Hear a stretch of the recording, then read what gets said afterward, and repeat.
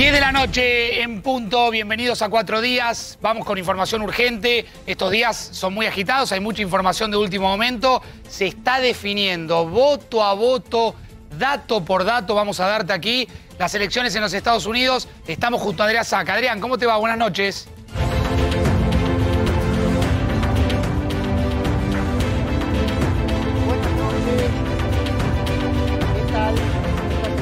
Recibiendo. Perfectamente, Adrián, se te ve bárbaro. Bueno, no tan bárbaro ahora. Sí. Un poquito cansado, Adrián. No, estamos cansados, los aparatos también están exhaustos. Es una cobertura muy larga, vamos a esperar. Seguro. A ver si toma un poquito de aire. Va a tomar aire, Adri. Estamos a minutos, ¿no? De la definición. Sí. El recuento es voto a voto. Ya podemos hablar y vamos a mostrar seguramente en pantalla lo que está sucediendo ahora. Porque Biden ganó en Michigan, necesita solamente uno de los 4 estados todavía en disputa para llegar a la Casa Blanca. Estamos ante 264 votos o electores por parte de Biden y esto lo deja a tan solo 6 de llegar al máximo poder de los Estados Unidos, siendo Adrián el presidente más votado de la historia. Sí, exactamente. Bien lo dijiste. Empecemos por el final. Es el presidente más... Bueno, el presidente no, el candidato todavía más votado de la historia. Lo superó a Barack Obama en 2008, que había recibido 65 millones de votos, un poco más de 65 millones de votos. Y ahora Biden, muy entusiasmado con estos datos, ya él y su partido no lo habían proclamado ganador todavía, pero ya lo ponían al borde de ser consagrado el próximo presidente de los Estados Unidos.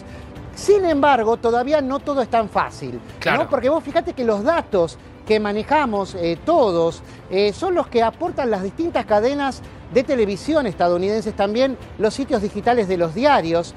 Y vos fíjate que no coinciden todos, ¿no? Algunos le dan Nevada, por ejemplo, quiero decir Arizona, ya por ganada a Biden, sí, a los demócratas, que serían 11 puntos. Ayer la cadena CNN lo daba como el gran logro de Biden porque es un estado que tradicionalmente es rojo, que es un estado que siempre votó a los republicanos y que solo 2 veces había caído en manos de los demócratas y lo daban como el gran triunfo. Sin embargo, hoy tuvieron que decolorarlo, ¿no?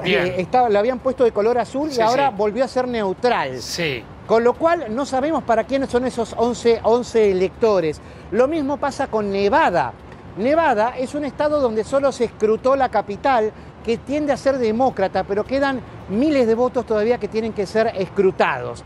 Entonces, todavía, teniendo en cuenta lo que está pasando y que en Georgia, que son los que faltan todavía, Georgia, Carolina del Norte y Pensilvania, estaría ganando Trump. ¿No? Ajustadamente, pero estaría ganando. Si Trump gana esos 3 estados, Pensilvania, Georgia y Carolina del Norte, y llega a ganar Nevada, el que gana es Donald Trump. Claro, entonces estamos en esa situación ahora, ¿no? Claro, porque ahora mira, te vamos a acompañar, Adri, con una imagen que hemos preparado a pantalla gigante, con una gran cobertura que ha hecho A24, y después vamos a tratar de entender por qué es importante mirar lo que pasa en Estados Unidos, por qué nos tiene que importar a esta parte del mundo, qué pasa en Estados Unidos, en qué puede cambiar la economía de la Argentina, en qué puede cambiar la estrategia geopolítica que la Argentina pueda tomar. Vamos a hablar de Venezuela, vamos a hablar de China, vamos a hablar de Rusia. Ya está el doctor Adolfo Rubinstein con nosotros. Vamos a hablar de vacunas también porque toda la información se va mezclando. Un momento donde el mundo obviamente está ante una situación muy particular. Vas a ver un Estados Unidos pintado muy de rojo, pero acá no importa la cantidad de votos, importa los estados que vos vayas quedándote.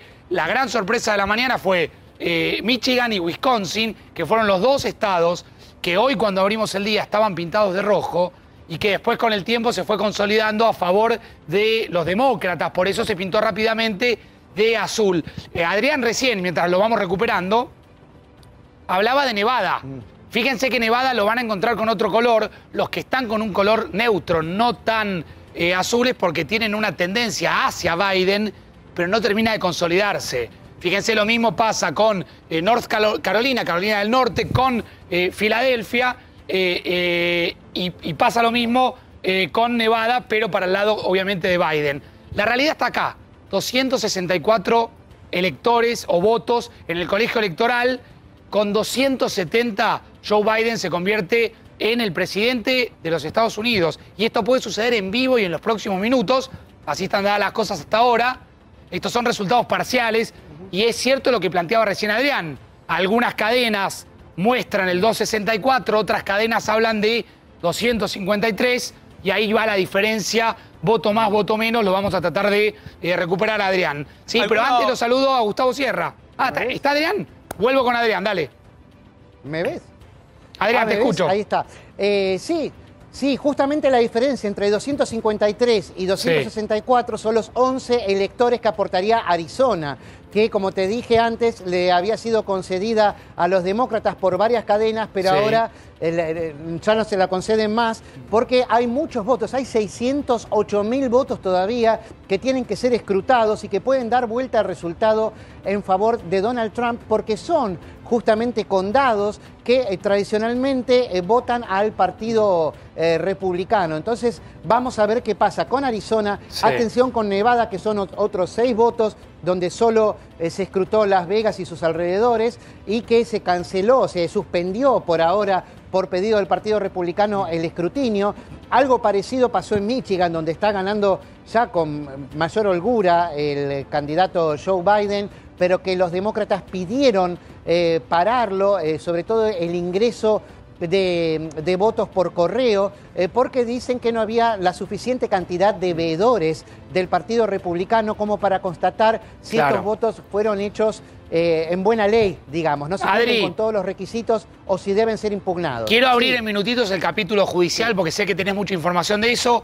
Lo suma Gustavo Sierra, que está con nosotros esta noche. Gustavo, ¿cómo te va? ¿Cómo andás? Muy bien. Hola, Facundo. Bueno, gracias por estar esta noche. ¿Por qué a la Argentina le tiene que importar lo que pasa en el norte?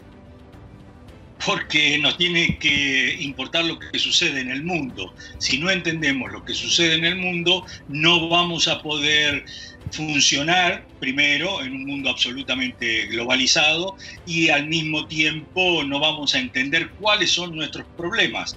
Fíjate que solo observar lo que está ocurriendo en este momento en Estados Unidos, donde Biden se va acercando a la Casa Blanca y Trump lanzó todos sus abogados para intentar detenerlo.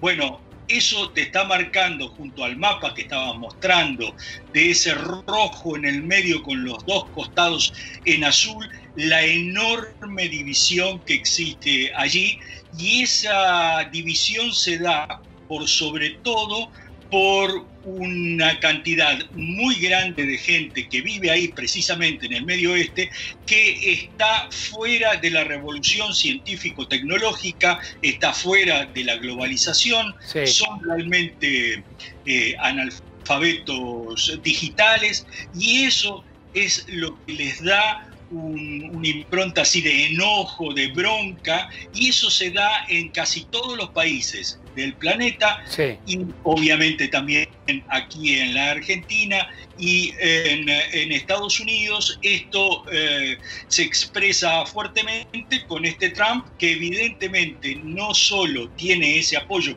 que hemos visto hasta este momento en esta elección, donde mantiene prácticamente el caudal de votos del 2016, sino que es un representante o un líder de esa corriente populista que también está con Bolsonaro o con el líder de Hungría, etcétera, que evidentemente nos está diciendo algo y nos está llamando la atención también aquí en la Argentina. Ahora, Adrián, quiero abrir el capítulo judicial porque Trump parece estar dispuesto a todo, dispuesto a ir a la corte, judicializar la elección, lo cual rompería con una tradición que, si bien hemos tenido elecciones reñidas, podemos marcar la anterior, rompe con una tradición del cuidado de las instituciones que tiene que tener los Estados Unidos, o que supo tener, ¿no? Bueno, sí, solamente podemos tener en cuenta el antecedente de la disputa electoral tan reñida y tan dilatada en el tiempo entre Al Gore y George Bush hijo, ¿no? En el año 2000, donde también hubo una batalla judicial, pero que no llegó a desatarse y que solo se circunscribió a un estado solo, que fue el de Florida.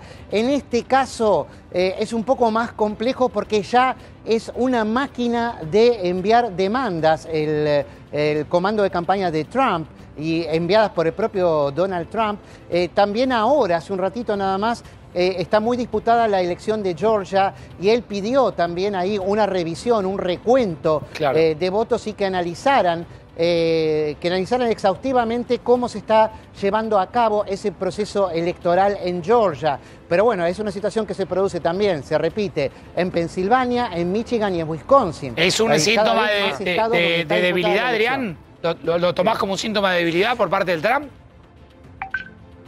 Y bueno, mira, hasta que no se sepa el último voto contado, digamos, por ahora es algo que él temía y algo con lo que él jugó durante por lo menos el último mes, incluso más, ¿no? Con la posibilidad de que se hiciera un fraude masivo, porque evidentemente sus encuestas, en las que él creía, ¿no? Las privadas que enviaba, mostraban esta paridad que podía llegar a tener en las elecciones y sabía que se le podía llegar a complicar. Por eso también su estrategia de inmediatamente nombrar a una jueza en la Corte Suprema, aprovechando ese espacio que se le abrió con la muerte de una jueza liberal, digamos, puso una jueza conservadora. Y bueno, eso sería el ultimísimo recurso, pero también pensó en eso y también lo barajó incluso en los actos. En 2 actos él dijo que también tenían a la Corte Suprema en caso de que se pusiera muy turbia la resolución de las elecciones. Claro. ¿No? Ahora, Gustavo, ¿cuánto? Sí, está jugando todas sus cartas. ¿Cuánto tiempo aguanta esto en horas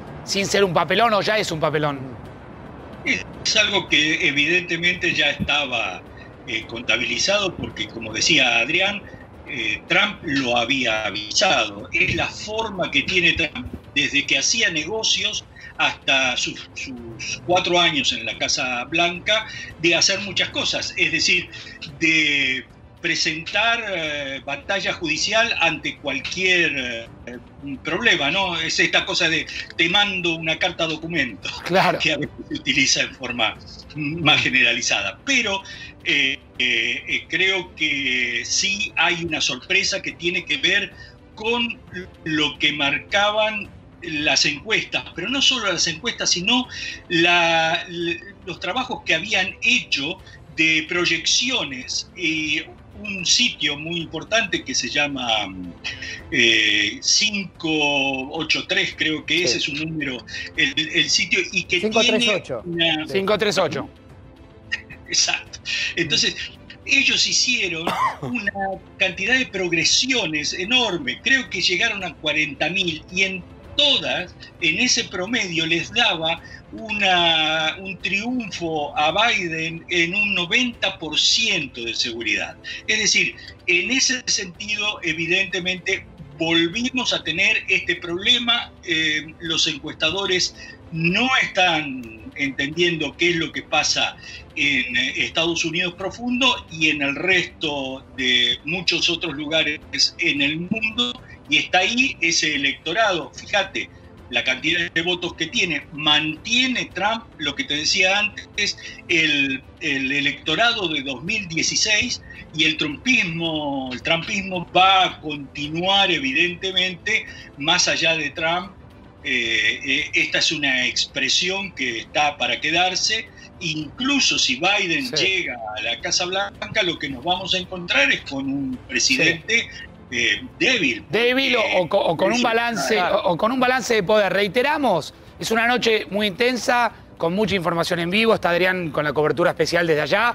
Está a solo 6 votos Joe Biden de convertirse no solamente en presidente de los Estados Unidos, sino en el presidente más votado de la historia de los Estados Unidos, lo cual no es un dato menor, y veremos si esta información nos agarra en vivo y aquí en 4 días. Dale, Ezequiel. Bueno, buenas noches para ambos. Les quiero consultar algo vinculado a lo que podría ser una crisis de gobernabilidad casi inédita en Estados Unidos, tomando en cuenta un par de puntos, y quería dialogarlo con ambos, ¿no? En primer lugar, si llega a ganar Biden, no va a tener a su favor el Senado, está contando con una corte conservadora, por lo que me cuentan, e inclusive enfrenta una gran interna en su propio partido, en el Partido Demócrata. a pesar de que se quede con la Casa Blanca y a la vez tenga una mayoría en la Cámara de Representantes. Por supuesto, sí, pero una mayoría, Ezequiel, te digo, ahí mirá los números, hoy tenés un Senado que tiene un senador más de Trump respecto a Biden, 48-47, una Cámara de Representantes hoy con 203 a favor de los demócratas, 188 a favor de los republicanos, y se queda Trump con más gobernadores incluso, Ezequiel. Claro, por eso planteaba el escenario de crisis de gobernabilidad, se lo veían, inclusive en el caso en que gane Biden, se quede con la Casa Blanca, pero teniendo, sobre todo lo que decía Facu, un Senado en contra y una Corte muy conservadora entre las propuestas que pueda llegar a llevar si es que terminantemente resulta electo, si veían una crisis de gobernabilidad o un problema político que nunca ocurrió, por lo menos en los últimos años en Estados Unidos, en este sentido de poder, ¿no? Sí, no sé si quiere hablar Gustavo. Sí, Adri, dale vos, Adri. Pero, sí, no, te decía que justamente hay un balance de poder, como le llaman acá. Eso se valora mucho aquí en los Estados Unidos tradicionalmente, aunque ahora en épocas de grieta, le podríamos decir de crack, ¿no? Que sería la grieta en inglés, justamente está un poquito más disputado y hay bastante temor por lo que se pueda avanzar, digamos, en lo que aquí definen o como proyectos conservadores o proyectos liberales. Hay que tener en cuenta que Biden justamente tiene mucha presión, sobre todo por izquierda, de los nuevos grupos emergentes dentro del Partido Demócrata, ¿no? La llamada de Squad, que son mujeres muy liberales y progresistas, o también el movimiento Me Too, o los lobbies, como Planned Parenthood y otros, que están presionando muchos y van a pedir que se les cumplan muchos favores una vez que Biden esté en el poder, ¿no? Pero lo que es importante es que, bueno, va a estar bastante balanceado el poder en caso de que gane Biden y que no va a poder ir muy lejos tampoco con iniciativas que sean demasiado radicales, ¿no? Entonces, eso como por ejemplo quitarle fondos a la policía, que era una de las demandas que se hizo después del asesinato de George Floyd. Me quedo pensando, Adri, algo que hemos hablado mucho, se lo pregunto a Gustavo Sierra, ¿qué distinta hubiese sido la elección con una vacuna consolidada? Lo voy a sumar al doctor Rubinstein en minutitos, pero esa foto de la cual tanto hablamos, tanto especulamos incluso, diciendo si Trump hubiese obtenido esa foto de la vacuna, posiblemente hubiese podido torcer la elección. Gustavo, ¿qué mirada tenés?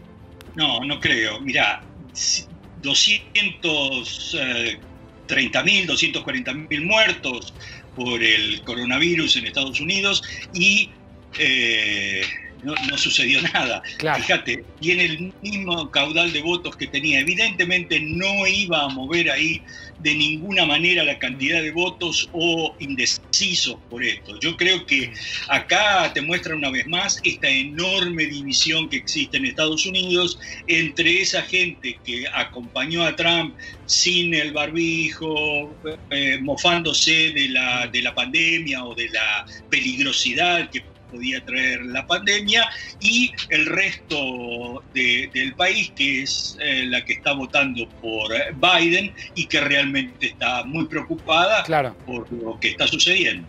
Gustavo, gracias, un abrazo grande. Nos quedamos obviamente en vivo con Adrián, estamos ahí con alguna dificultad técnica. Quiero volver a poner en pantalla grande cómo están dadas las cosas ahora, en este momento. Estamos de esta manera, con 6 votos, solamente 6 votos de este sistema del colegio electoral, que lo separan a Joe Biden de la posibilidad de convertirse en presidente de los Estados Unidos. De un estado, Facu, para decirlo en pocas palabras, es con que gane uno de esos estados que estábamos marcando recién, uno de esos 4 estados. Uno de los 4, Ezequiel, claro, nada más. Que gane uno de los 4, Facu, ya se transforma en presidente. Hoy lo tenemos 264. A ver si podemos poner en pantalla lo que teníamos preparado, que era 264 versus lo que justamente está obteniendo a esta hora Donald Trump. Lo teníamos recién. Ese 264, según la cadena norteamericana que vos puedas seguir, podría ser menos, te da menos. Claro, por uno de los estados, ¿no? Ahí está, mirá. Arizona. 264 por ahora votos demócratas. Recordemos que es un colegio electoral, que es un sistema electoral muy distinto al de la Argentina. Ahora, si ese 264 durante esta noche llega a 270, ¿sí? Game over. Se convierte en presidente Joe Biden. ¿Cuáles son los estados que están en duda? Los que están marcados en forma más tenue, ni están azul, ni están justamente en rojo. Pasa con Carolina del Norte, con Nevada, ¿sí? Con Georgia, que cualquiera de estos que se defina a favor de Biden, se terminó el tema. Ahora, Nevada, Las Vegas, es el centro, epicentro. Sí. Puede que gane un demócrata. Es raro encontrar. De hecho, ganó California Biden, pero digo que Las Vegas California fue le dé la presidencia a un demócrata de centroizquierda es extraño. Claro, ¿no? California fue claro y clave porque se obtuvo 55 lugares. Yo planteaba recién, doctor Rubinstein, ¿cómo le va? Buenas noches. ¿Qué distinto hubiera sido la elección con una vacuna? Gustavo decía, no tanto, porque la verdad que la gestión de la pandemia de Trump fue desastrosa. ¿Qué mirada tiene? No, parecida. En realidad se llama la atención, digamos, con el saldo que ha tenido la pandemia en Estados Unidos y con una mala gestión clarísima. No parece que haya influido demasiado en el voto de la gente. Y me parece que eso tiene que ver con que, como ha ocurrido en muchos otros países y de algún modo también aquí, ha caído en el medio de la grieta. Se ha politizado tanto que han surgido estas cosas que suenan absolutamente ridículas, como por ejemplo en Estados Unidos el uso del barbijo como reflejo del partidismo. Vos decís, es absurdo, no tiene ningún sentido, pero realmente existe. Es decir, aquellos que usan barbijo son demócratas liberales, los que no usan barbijos son conservadores trampistas, lo cual esa identificación parece absurda, la vemos absurda, pero claramente tiene mucho que ver con estos gobiernos populistas de derecha en Estados Unidos, de izquierda, que generan una cosa divisiva que finalmente trastoca absolutamente y distorsiona cualquier tipo de comprensión de los escenarios. Pero no creo que la vacuna hubiera modificado demasiado. ¿Usted cree que no? A ver, Adrián Sack, ¿qué hubiera pasado con un Trump pudiendo cerrar su campaña, Adri, con la vacuna? O mostrando, si se quiere, la posibilidad de acceder efectivamente a la vacuna, Adrián. Bueno, posiblemente podría haber cambiado algo si lo hubiese hecho a tiempo. Ese es el gran tema, pero recordemos que pasó algo con Trump. Trump se enfermó él mismo de COVID. Él fue un paciente, una víctima del COVID, entonces a partir de ahí para él perdió importancia mostrar la posibilidad de tener una vacuna, ¿no? Él pasó a mostrarse como cambió la estrategia respecto del COVID, que siempre fue su materia más floja, la materia más baja de él, según todas las encuestas, aunque ya no creamos más en las encuestas, siempre decían que solo un 30% de los que lo votaban a él aprobaban lo que había dicho respecto al coronavirus. Por eso está bueno no estigmatizar y decir que todos los que votan a Trump que son irresponsables, no es tan así. Esos son los ultras, los que lo acompañan a todas partes, los que les gusta, digamos... Los fanáticos, digamos. Los fanáticos. Que los hay en todos lados, evidentemente. No, yo creo... A ver, doctor Rubinstein. No, fue por ahí fue más. Espera, Adri, a ver. No es que quiera decir que todo aquel que vota a Trump está, por supuesto... Era antivacuna, claro. No, por supuesto que no. Pero claramente se creó esa división. Y fue un reflejo, cuando uno ve el tipo de actos y las actitudes de Trump y de muchos de sus seguidores, tal vez más fanáticos, se nota esa división. Claro, claro. Se nota esa grieta, dice usted, doctor. Y luego también... A ver, Adri, también Biden hizo mucha pose con el COVID, con el ponerse el barbijo en situaciones incluso ridículas, en mandarle a la gente a hacer caravanas justamente para demostrar la diferencia, cierta superioridad moral respecto de los trumpistas. Eso les gusta, realmente es una manera de identificar cada grupo, ¿no? Como diciendo, bueno, nosotros realmente somos la vida, somos la paz, somos el cuidado contra el COVID, estos son los otros. Trump también jugó con eso, despreciando justamente el barbijo, teniendo una actitud absoluta de bullying hacia quienes usaban el barbijo también, pero bueno, no todos los que lo seguían eran exactamente así. Pero el gran tema es, todos esperaban la foto, ¿no? De un Trump arremangado dándose una vacuna, preferentemente de fabricación estadounidense, ¿no? De Pfizer, de Moderna, de alguno de los laboratorios. Pero eso finalmente no sucedió, solo quedó en promesa. Hasta último momento Trump estuvo haciendo gestiones muy fuertes con los principales laboratorios, particularmente los estadounidenses, para que justamente pudieran empezar a dar las primeras vacunas para que obtener la autorización de la FDA, a la que también presionó, ¿no? el máximo organismo regulatorio aquí en los Estados Unidos, y esa autorización nunca llegó. La misma FDA se puso firme y dijo, no, vamos a tener que tener por lo menos 2 meses desde que termine la tercera fase para poder hacer una aprobación de un uso de emergencia. Claro, pues sería, doctor Rubinstein, lo último que le pueda faltar al mundo, mientras seguimos viendo permanentemente acá arriba 2.64, 2.14, pero sería lo último que le pueda faltar al mundo, que se especule electoralmente con una vacuna por sí o por no para sacarse una foto que le pudo haber convenido a un candidato o a otro, ¿no? Sí, lo cual es muy preocupante, digamos. Claramente Trump lo intentó hacer, con Moderna sobre todo, que es una de las vacunas que está elaborando Estados Unidos, de la misma manera que Putin lo está haciendo con la vacuna rusa. Es decir, es el uso político o el aprovechamiento político, lo cual realmente ¿Pero no se puede pagar un costo muy alto por eso? Bueno, genera mucha preocupación, porque obviamente, digamos, uno no puede anteponer la seguridad, por ejemplo, a, digamos, la conveniencia política, de uno o de otro lado. Me parece que es algo muy serio. Evidentemente Trump lo intentó, como recién comentaban, y es cierto, no. Pero bueno, en Estados Unidos la FDA eso no lo aprobó, porque de hecho todavía falta un tiempo para que puedan terminarse estos ensayos clínicos en fase 3, incluyendo el de la vacuna rusa. El Sputnik 5, en realidad, si uno lee el sitio donde tienen que publicarse todos los estudios clínicos que se están haciendo, que se llama clinicaltrials.gov, lo que dice es que el estudio va a terminar para mayo del año que viene. Falta un montón. Con lo cual falta. Entonces no entiendo de qué manera pueden estar distribuyendo las vacunas antes de que estén los resultados. Claro. A ver, Adri, quiero volver un minutito sobre cómo se cruzó en el medio de la campaña electoral la gestión de la pandemia. Una gestión que a priori le hemos charlado muchas veces, previo a este día o a estas horas fundamentales e históricas, no ha sido buena por parte de Trump, ¿no? Sí, no sé si me estás viendo ante todo porque están muy fatigados aquí en los equipos. Bueno, perfecto. Bueno, entonces te digo, sí, el tema de la pandemia, sobre todo el cruce más importante es el vinculado con hasta qué punto afectó a la actividad económica. Yo diría que se cruzan tanto que lo que más le interesa a los votantes, y no solamente a los votantes de Trump, a los republicanos, sino también a los demócratas, es ver justamente cómo se puede separar el tema de la pandemia y el tema de llevar una vida normal, sobre todo lo que tiene que ver con el trabajo y con el colegio.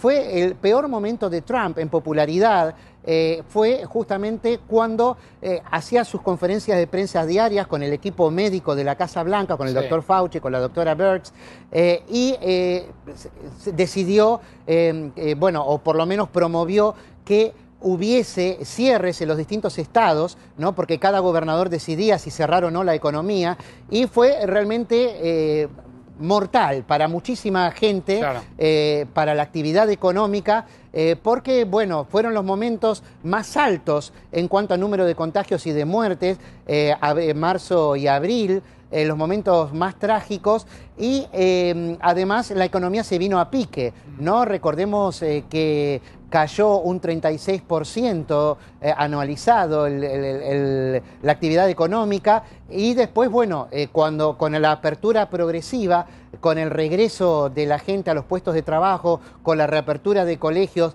que se hizo durante el verano, ¿no? Hay que tener en cuenta esto, donde la gente podía compartir más el espacio libre y abierto.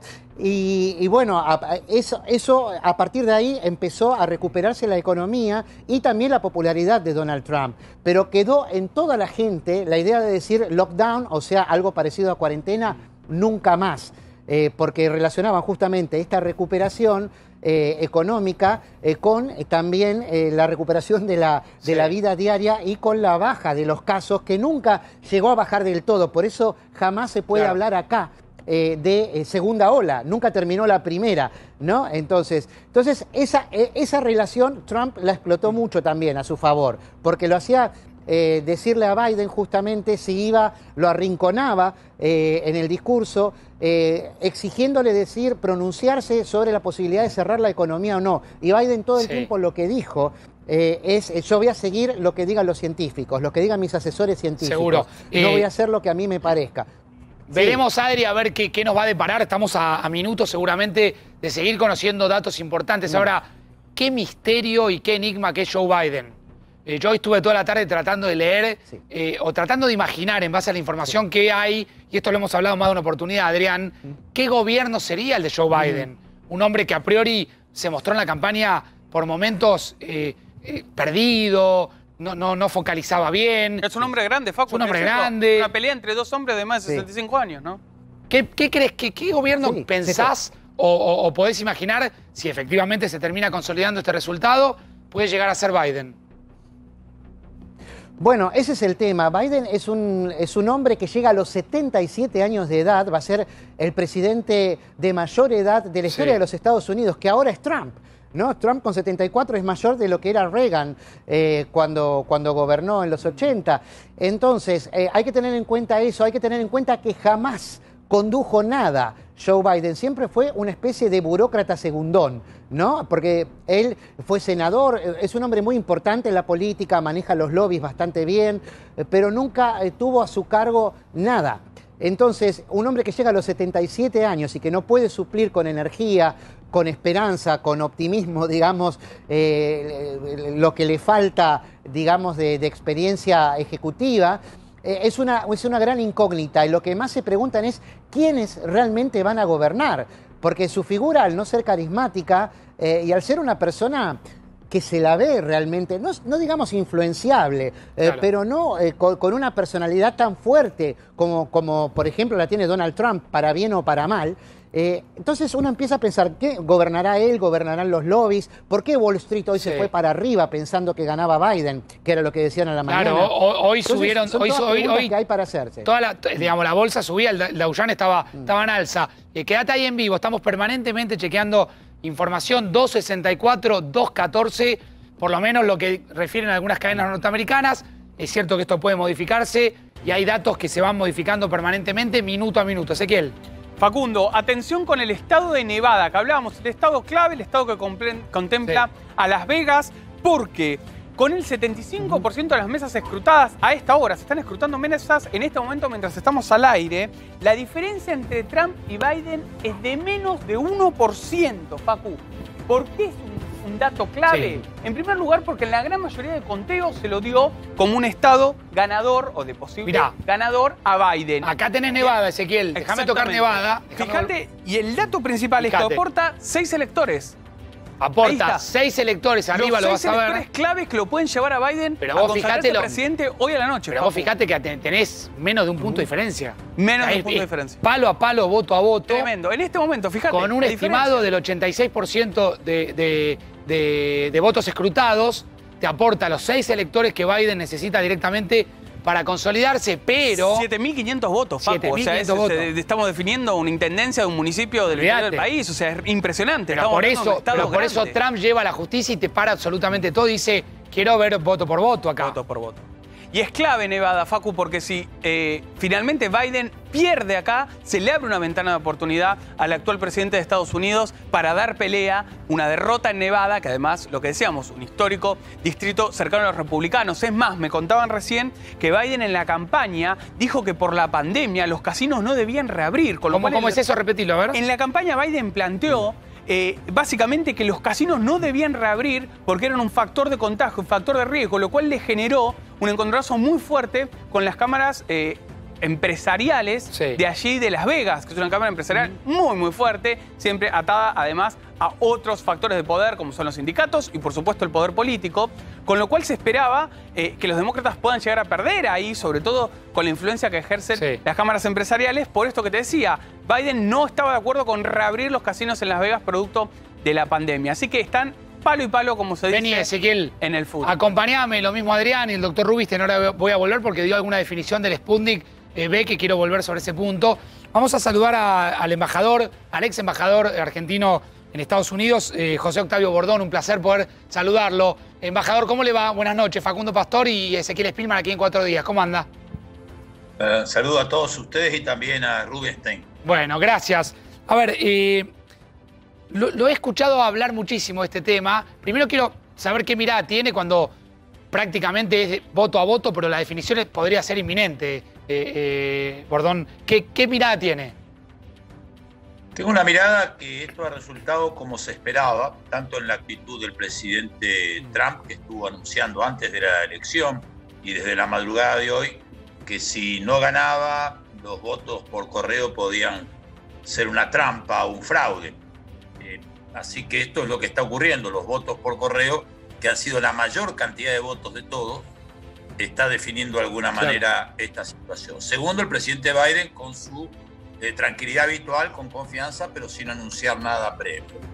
Creo que lo que están diciendo ustedes es muy clave. Si finalmente se cierra Nevada a favor de Biden, prácticamente si no reabrieran Wisconsin, que no va a ocurrir, me parece, estaría cerrada la elección, más allá de que están evolucionando favorablemente al candidato Biden los números en Georgia, en North Carolina y en Pensilvania, aunque todavía no están cerca, pero no necesitaría ese cambio. Así que el análisis que ustedes hicieron desde ese punto de vista es correcto. Desde el punto de vista más integral, todavía no está definido el Congreso, que estaba previsto que lo iban a retener los demócratas, pero están ganando. El Senado, que se imaginaba que lo iban a retener los republicanos, van un poco adelante, pero todavía no está cerrado. O sea que tenemos un fuerte balance de poder con una clara superioridad como estaba prevista en el voto popular por parte de Biden. Seguro. José Octavio, ese balance de poder, que por ahí acá en la Argentina a veces tanto nos asusta, de la alternancia, porque estamos obviamente frente a una alternancia tremenda en los Estados Unidos, si es que efectivamente se llega a consolidar la presidencia de Biden.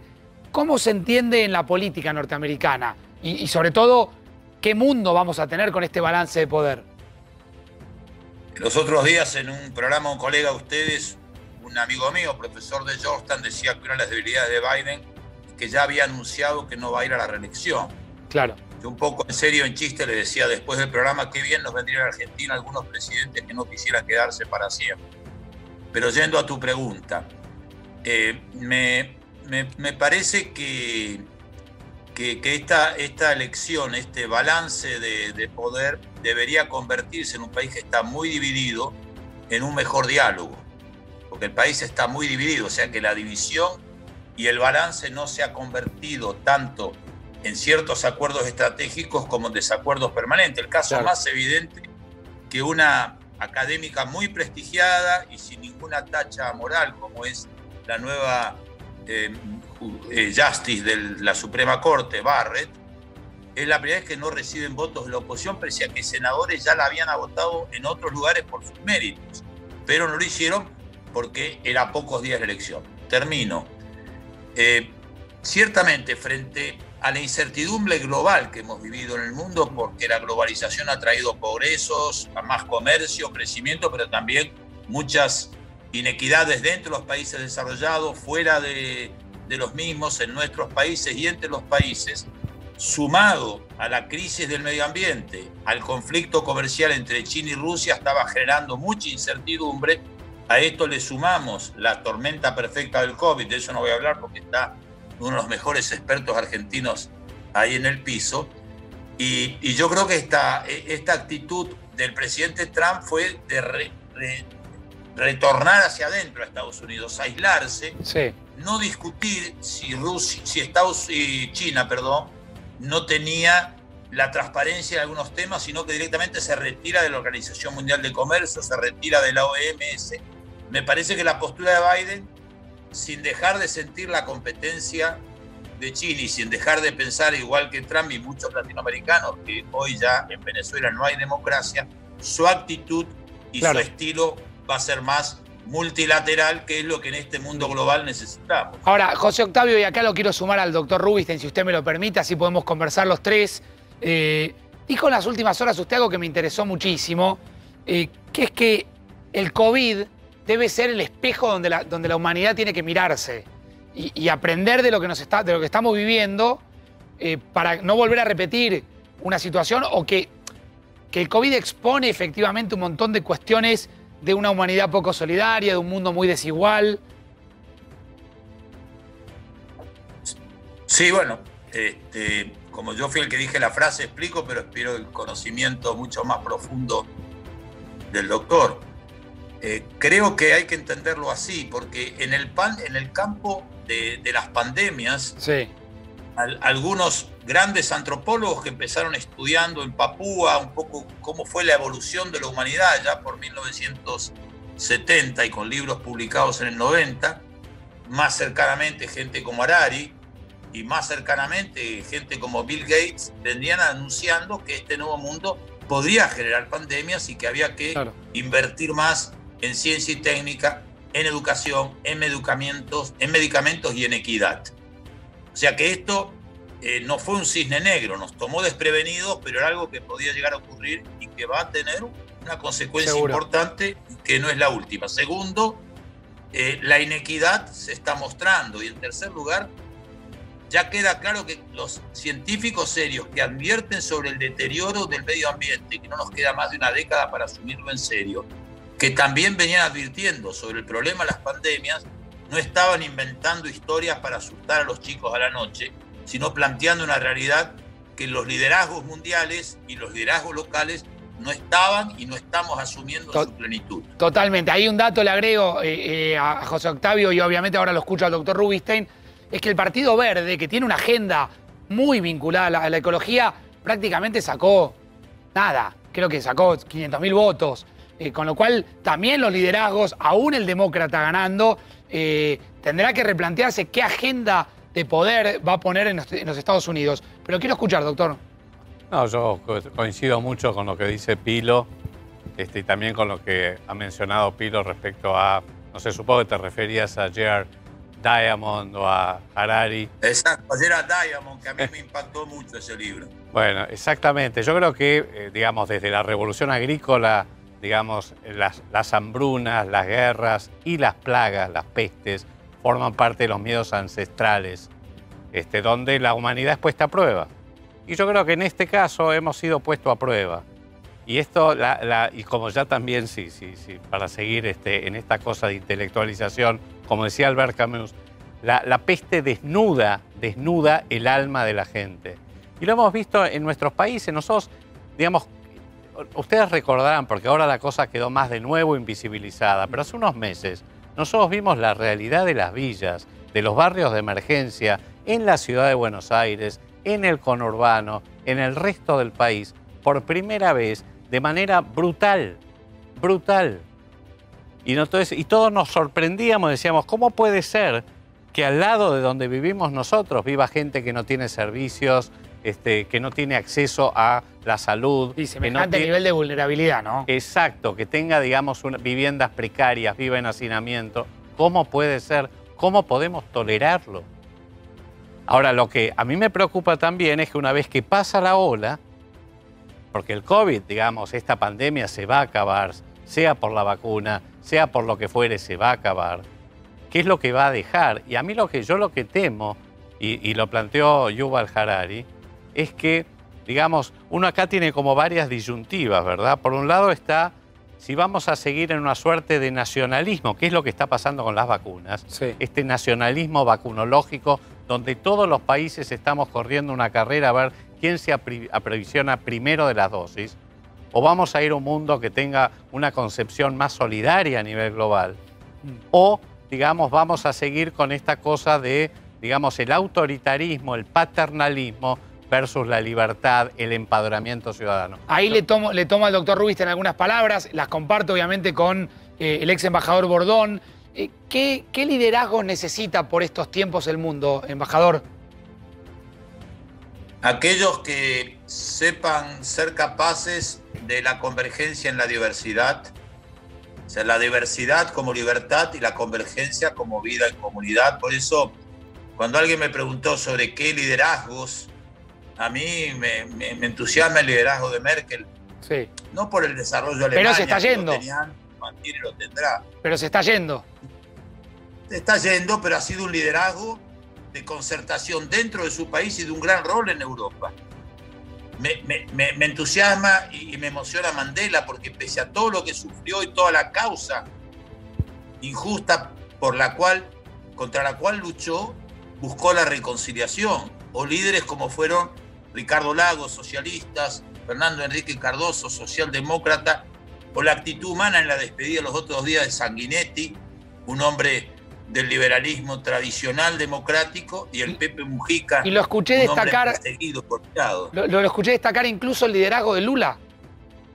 Lula fue muy importante, después se pueden cuestionar otras cosas, pero fue un hombre que convirtió un partido aislado en una gran fuerza que permitió importantes avances como continuidad de los excelentes 8 años de gobierno de Fernando Enrique Cardoso y los excelentes 8 años de Lula. Después ha habido otros temas que los describa la justicia, pero yo creo que fueron para Brasil 16 años extraordinarios como los 5 gobiernos primeros de la concertación en Chile. Nosotros es el drama. Desde la crisis del 75, nosotros en el 74, y no porque estuviera Perón, yo estaba en la presidencia con Perón, me fui al día siguiente que murió, y llegué el día que llegó. Nosotros, no por Perón, sino por una historia que viene desde la generación del 80, que pasó por la Unión Cívica Radical y que llegó al justicialismo y se mantuvo muchas cosas después. Éramos el país que tenía el mejor nivel educativo de Latinoamérica, los mejores estándares de salud de Latinoamérica, el menor desempleo, la menor pobreza, y si bien no éramos una potencia, la mayor competitividad productiva de toda la América Latina. Del 75 para acá, lo más dramático fue la dictadura. No hemos podido, hoy estamos cuartos, quintos, sextos en Latinoamérica, o sea, en un estancamiento. Entonces llegó la hora de que entendamos que esto de echarse las culpas no nos lleva a ningún lado, y no es cuestión de ponerse de acuerdo en que hay que vivir en democracia y qué linda que es la bandera argentina y las Malvinas son nuestras. Yo estoy de acuerdo con esas 3 cosas, sino cómo en 5 o 6 temas centrales nos ponemos de acuerdo. Si no, el sueño de que si viene Biden nos van a perdonar la deuda del Fondo Monetario, primero es creer que Estados Unidos maneja todo el fondo, es muy importante. Seguro. Y segundo, la pelota la tenemos nosotros, o nosotros ordenamos con consenso qué hacer con nuestra economía y con nuestra política social y cómo negociar en buenas condiciones lo que nos queda, que es lo del fondo, con el apoyo que tuvo este gobierno cuando negoció con los deudores externos, con el apoyo de la oposición. Seguro. Sin eso, con Trump o con Biden, tampoco vamos a resolver el problema. Bien. José Octavio, muchísimas gracias. Los minutos que estuvo aquí en 4 días, gracias. Gracias a ustedes y un abrazo, Adolfo. Bueno, en lo personal nos checheábamos un poco y la verdad que tengo un gran cariño que un científico de su nivel haya decidido jugarse por la política pública. Nos hace muy bien a los argentinos y te mando un gran abrazo, Adolfo. Gracias, Pilo. Muchas gracias. Bueno, ahí están los saludos de rigor. No sabía que se conocían tanto, si no hubiese arrancado. De hecho, un honor. Lo trata de Pilo. Está muy bien. Vamos urgente con Adrián Sack. Vuelvo a Estados Unidos. Minuto a minuto, voto a voto, lo que está sucediendo allí en el norte. Adri, dale. Bueno, sí, lo que te puedo decir es que todavía estaba viendo que no se definió el estado de Georgia, que, bueno, es un estado que aporta 16 electores, pero atención si se termina definiendo a favor de Donald Trump, por lo que les estaba diciendo. Estamos hablando todo el tiempo de que si Joe Biden gana Nevada, gana los 6 electores que tiene Nevada, ya es el presidente. Sí. Pero si en lugar de ganarlo Biden, lo gana Trump y Trump gana Georgia, Pensilvania y Carolina del Norte, el presidente es Trump. O sea, estamos en esa situación. Hay que tener en cuenta que los estados que les nombré, el favorito es Trump en este momento, sí, y que Nevada se puede dar vuelta. Y además tenemos Arizona. Claro. Recordemos que era un estado que lo estaban dando para los azules y que se puede dar vuelta también porque hay 604.000 votos que no fueron escrutados y que mañana seguramente vamos a saber el resultado. Entonces, es más impredecible de lo que creemos, aunque, bueno, aquí la maquinaria mediática estadounidense, digamos, insiste, como insistió durante toda la campaña, en que el presidente tiene que ser Biden y que va a ser Biden, ¿no? Entonces, bueno, parecería que está ahí nomás Biden, pero también puede ganar Trump de hoy para mañana. Sí, dejás ahí como una situación de casi 50-50. Dejás ahí como una ventana abierta. Volvamos al mapa. Porque esto, para entenderlo, primero hay que entender la extensión que tiene Estados Unidos, la enorme cantidad de territorio que tiene, los diferentes países dentro de un mismo país, ¿no? De la costa este a la costa oeste, pasando por lugares como Alaska. Hoy veíamos Alaska y Hawái. Claro. Hawái se pintó de demócrata. ¿Y Alaska está también en duda, Adri, o ya está confirmada que fue para Trump? Bueno, ayer por lo menos decían que ya era para Trump. La verdad es que no lo chequeé tanto. Alaska uno siempre suele dejarlo para lo último también. Sí, pero mirá que tenés ahí... En nuestra base, estamos comando. En nuestra base Marambio, Adrián. Está bien, pero... Está bien. Nuestra base Marambio... Claro, pero no me ninguné ni a Alaska ni a Hawái, porque si pinchás acá, te vas a encontrar con votos. Y digo, cuando estás en el mano a mano... No, absoluta. Absolutamente, pero como bien decías, Estados Unidos es uno de los países más grandes en territorio, es el tercero en el mundo, está disputado con Canadá, si Canadá incluye o no los lagos. Nosotros, Argentina, somos el octavo, también somos un país muy grande desde el punto de vista territorial, pero la autonomía que tiene cada estado se pone en juego acá. Por ejemplo, la lucha contra el COVID también pasaba lo mismo por la autoridad que tiene cada gobernador de, por ejemplo, ordenar una cuarentena o no. Pero en este caso también se ve por cómo funciona el sistema electoral, ¿no? Por ejemplo, si admite o no los votos por correo que lleguen antes o después. Cada uno tiene su Corte Suprema, ¿no? Que decide, que está subordinada, por supuesto, a la Corte Suprema Federal. Pero de todas maneras, cada cual tiene tanta autonomía que es muy difícil justamente compatibilizar, aún escrutar los votos en un tiempo mínimo. Porque es la pregunta que muchos hacen: ¿cómo puede ser que Estados Unidos esté tan estancado? Y bueno, es que hay muchos sistemas dentro de cada estado y a la vez todos los estados tienen que confluir en un escrutinio federal, nacional. Adri, y bueno, por esa razón estamos demorando tanto. Dame un minutito, esto te va a interesar. Bueno, estamos ya sobre el cierre, lo tengo a Adrián, lo dejo ahí, por favor, Adrián. Congelado. Medio congelado, digo, Preguntale por la candidatura, Adolfo. Lo que ha trabajado... Lo que ha trabajado Adrián. ¿Candidato a diputado? No. El año que viene por el radicalismo, Facundo. Pregúntaselo, porque es el doctor. ¿Spillman sabe más que el propio candidato? Es un una sector chicana, del radicalismo lo quiere llevar al doctor Rubinstein. Es una chicana. Es una chicana. No se me levante y se me vaya porque yo... doctor Rubinstein, gracias. Gracias por haber estado esta noche. Acá vuelvo un minutito ya para el cierre con Adrián. Adrián, ¿crees que esta noche se puede llegar a modificar por sí o por no este resultado o hay que esperar un poco más? Modificar se puede modificar, no vamos a tener una definición, vamos a tener que esperar hasta el día de mañana por la sencilla razón de que Nevada va a reanudar su escrutinio mañana. Entonces, hoy no vamos a saber el de Nevada, tenemos que saber qué pasa con los 604.000 votos de Arizona todavía. Lo que sí podemos saber es si se define Georgia y si tenemos novedades en Pensilvania, si la diferencia que está llevando a favor Trump se consolida o no. Bien, Adri, hasta mañana. Hoy dormimos un rato juntos y después nos despertamos juntos dentro de un ratito.